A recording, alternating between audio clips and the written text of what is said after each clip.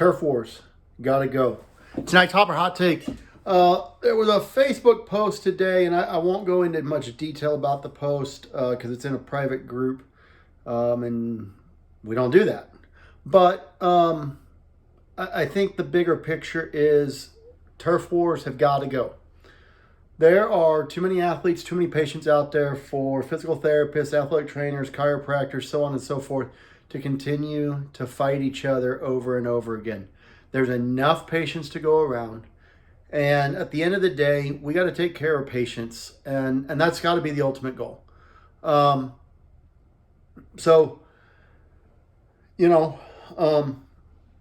think that there's a lot of examples of that out there, right? And there's a lot of examples of where this works really well, okay? Locally, we have a great relationship with some physical therapists. You can see in this picture behind me, this is my assistant, myself, our orthopedic surgeon, and a physical therapist, all on the sideline doing what we do best, taking care of athletes. Okay, and this picture's, I don't know, 7 or 8 years old now. We have largely welcomed physical therapists on our sideline. And like I said, we have great relationships with a couple physical therapy clinics because we are open and they are open to a working relationship. That's the way it should be. It's about taking care of the kids at the end of the day. This other graphic that you see over here, this is the graphic, most recent graphic from the NFL game day. Medical staff, athletic trainers, physicians, orthopedic surgeons, unaffiliated neurotrauma consultants, chiropractor, EMS, so on and so forth. These are the people that are on their sidelines or in the stadium on a given day. Okay. Another example of where turf wars have got to go away. Okay. State of California once again has legislation that's been introduced. Bill is AB 796.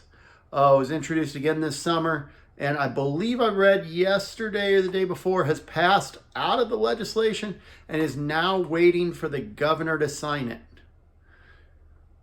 Let's get excited, but at the same time, let's not. Because it's been on the governor's desk a couple different times, I believe, in the last 10 to 15 years. But again, one of the biggest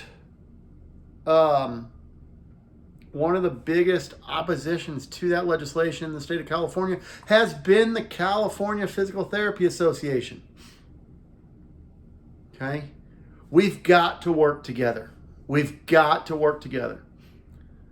And, quite frankly, I think it really makes your state association look bad when you're opposing this. When we are already since August 1st at, I believe, 13 deaths in athletics. So your opposition to legislation that would improve athletics healthcare should not be taken lightly. Okay?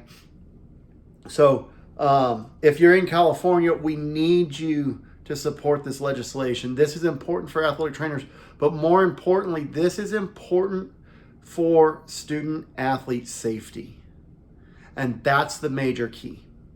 Okay. But again, we come back to turf wars and we talk about working together. Okay.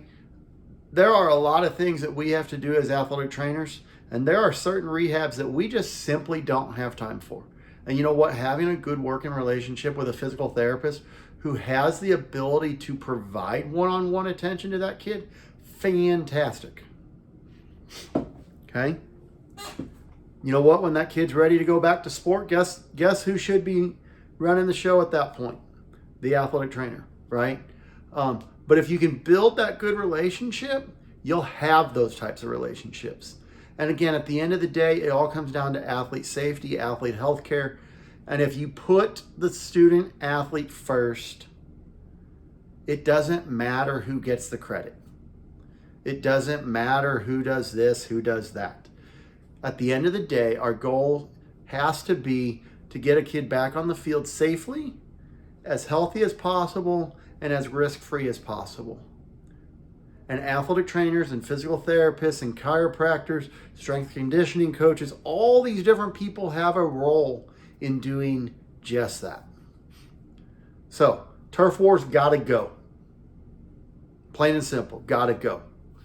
We've got to start working together. And, really, I think a lot of places at the local levels, we do so.